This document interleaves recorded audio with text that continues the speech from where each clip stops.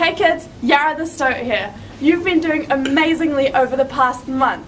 You've been doing such a great job that I'm getting scared and I'm going into hiding for a week. I'm leaving you with the Kiwi and a special guest for Kaitiakitanga week. So have fun and see you next week. Kia ora kids and welcome back. This week we've got a really special guest, Wātene, here to help with Wiki o te Kaitiakitanga. Ka whai tēnā tātou tamariki mā, ko Wātene mōna kei motoka ingoa nei, hauri no Ngāti Whare, no Ngāti Awa, no Ngāti Kahungunu tēnei te mihi atu nei. And welcome back to week 6, te Wiki o te Kaitiakitanga. First up, let's check into our progress posters to see how your team and our team has been going during the week. Ka whai ki te ana kātahi o Norway ka kuhu mai. I've just joined the party, however I have ticked the activities for last week and I will be sure to tick the activities for next week as well. Keep doing the activities kids, because you know that next week is Conservation Week. So if you've done all the activities, or at least done your best effort to get involved with as many as possible, you'll become Squawk Squad Rangers next week.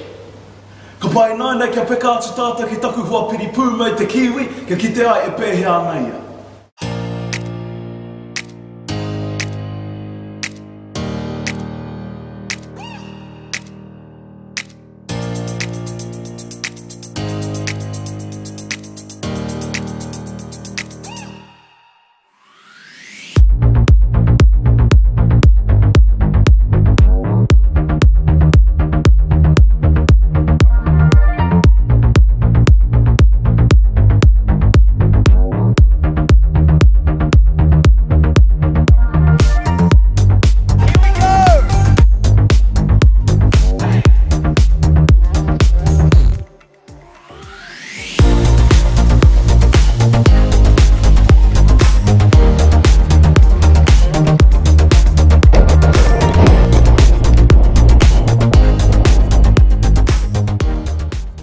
That was so much fun. So now in your classroom, you get to decide whether you think the Kiwi was really flying or not. Ka pai kia hikina mai ko tō kōnui pēnā koe I whakaaro I rere ai te kiwi, hikina te kōnui ki runga pēnā koe I whakaaro kāre te kiwi e rere, kia hike tō kōnui ki raro. Ka pai, kia rite mai toru, rua, tahi, tukuna. Yeah! In Naene, we're going to jump into this week's topic, Kaitiakitanga. First up, let's cut to a video that explains it really well. Today, and I'd like to introduce you to Regan. Regan. Kia ora koutou. Ko te mihi tuatahi, ki ngā iwi katoa o te tauihu o te waka, ka nui te mihi kia koutou. Ko te mihi tuarua, ki ngā mate kua wehe I te pō, haere, haere, haere atu rā. Kia koutou ngā rangatahi, ngā taiohi, kei roto I ngā ako mango katoa o te motu, tēnā rā tātou katoa. Kia ora. So Regan, you work as a marine researcher. You're involved in Kaitiakitanga of marine areas. What does that mean? I think Kaitiakitanga at its heart is about caring for and looking after our environment. And it may not necessarily be your environment, but you may be a kaitiaki of your grandfather's journals or your grandmother's wedding ring, and it's just about how we care for those and the responsibility we have to look after them.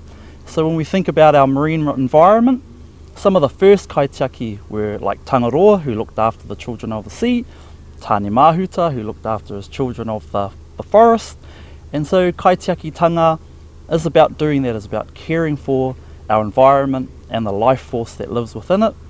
When I was young, Kaitiakitanga was about some of the species that lived in the ocean and they looked after it. So a stingray, it looked after the place where I lived, and if you took too much kina or too much paua, it would come and visit you, and it wouldn't be a pleasant visit.